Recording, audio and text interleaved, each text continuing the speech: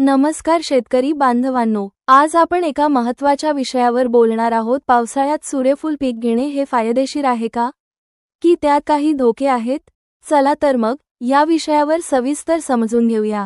Video पुढे नेण्यापूर्वी आपण जर आमच्या चॅनलवर नवीन असाल तर आमचे चॅनल सबस्क्राइब करायला आणि बाजूचे नोटिफिकेशन बटन दाबायला विसरू नका।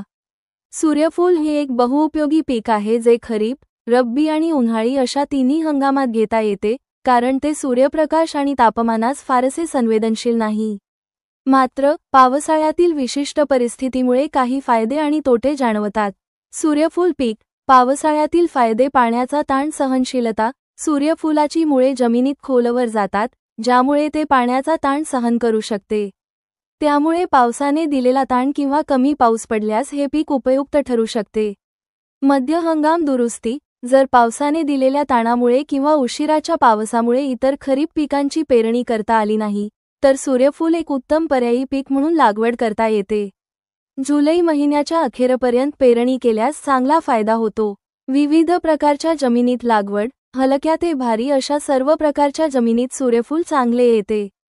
चांगल्या निचर्याची मध्यम ते भारी जमीन या पिकासाठी आदर्श मानली जाते, जी पावसाळ्यात आवश्यक आहे। कमी कालावधी: सूर्यफूल साधारणपणे 90 ते 120 दिवसांत तयार होते, त्यामुळे कमी कालावधीत उत्पादन हाती येते। सूर्यफुलाला इतर पिकांबरोबर मिश्रपीक म्हणून लावले तर उत्पादनात वाढ होते, उदाहरणार्थ सोयाबीन, मूग किंवा उडीद यांच्यासोबत। तेलाची मागणी आणि बाजारभाव: सूर्यफुलाच्या तेलामध्ये लिनोलिक ॲसिडचे प्रमाण जास्त असल्याने ते आरोग्यासाठी चांगले मानले जाते। रक्तातील कोलेस्ट्रॉल कमी करते, रक्तदाब आणि हृदयविकारांवर नियंत्रण ठेवण्यास मदत करते। त्यामुळे सूर्यफूल तेलाला बाजारात चांगली मागणी असते आणि योग्य बाजारभाव मिळू शकतो। कमी खर्च आणि कमी पाणी: हे पीक कमी खर्चात आणि कमी पाण्यात येणारे पीक म्हणून ओळखले जाते, ज्यामुळे शेतकऱ्यांना आर्थिकदृष्ट्या ते फायदेशीर ठरते। सूर्यफूल पीक पावसाळ्यातील तोटे आणि आव्हाने: फुलोऱ्याच्या अवस्थेत पाऊस आणि तापमान: सूर्यफूल जरी वर्षभर येत असले तरी फुलोऱ्याच्या अवस्थेत 40°C जास्त तापमान, सतत रिमझिम किंवा मोठा पाऊस, तसेच पीक धुक्यात सापडल्यास दाणे भरण्यावर विपरीत परिणाम होतो। त्यामुळे फुलोऱ्याची अवस्था पावसात सापडणार नाही याची काळजी घेऊनच पेरणीची वेळ ठरवावी लागते। रोग आणि किडींचा प्रादुर्भाव: पावसाळ्यात जास्त आर्द्रतेमुळे आणि ढगाळ वातावरणामुळे बुरशीजन्य रोग किडींचा प्रादुर्भाव वाढू शकतो। यासाठी योग्य व्यवस्थापन आणि वेळेवर फवारणी आवश्यक आहे। पाण्याचा निचरा: जरी सूर्यफूल पाण्याचा ताण सहन करत असले तरी पाणथळ जमिनीत किंवा पाणी साचणाऱ्या ठिकाणी हे पीक चांगले येत नाही। त्यामुळे चांगल्या निचर्याची जमीन असणे महत्त्वाचे आहे। सूर्यफूल पीक कमी क्षेत्रावर किंवा विलग घेतल्यास पक्ष्यांपासून नुकसान होण्याची शक्यता जास्त असते। शक्यतो मोठ्या क्षेत्रात सलग लागवड करावी।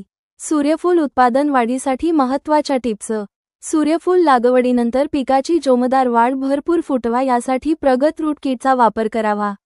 ज्यावेळेस पीक फुलाच्या अवस्था असेल त्यावेळेस साईज डेव्हलपमेंटसाठी प्रगत साईज किटचा वापर करावा। या किटमुळे निश्चितच आपल्या उत्पन्नामध्ये खूप चांगल्या प्रकारची वाढ होऊ शकते। ऑर्डरसाठी स्क्रीनवरील नंबरवर कॉल करा। निष्कर्ष: पावसाळ्यात सूर्यफूल पीक घेणे फायदेशीर ठरू शकते, विशेषतः जर इतर खरीप पिकांची पेरणी शक्य नसेल किंवा पाण्याचा ताण येण्याची शक्यता असेल। मात्र या काळात येणाऱ्या रोग, किडींचा प्रादुर्भाव आणि फुलोऱ्याच्या अवस्थेतील हवामानाचे बदल ही प्रमुख आव्हाने आहेत। योग्य नियोजन: जमिनीची निवड, वेळेवर पेरणी, संतुलित खत व्यवस्थापन, पाणी व्यवस्थापन आणि कीड व रोग नियंत्रण या गोष्टींवर लक्ष दिल्यास पावसाळ्यातही चांगले उत्पादन घेऊन आर्थिक मिळवता येतो। धन्यवाद।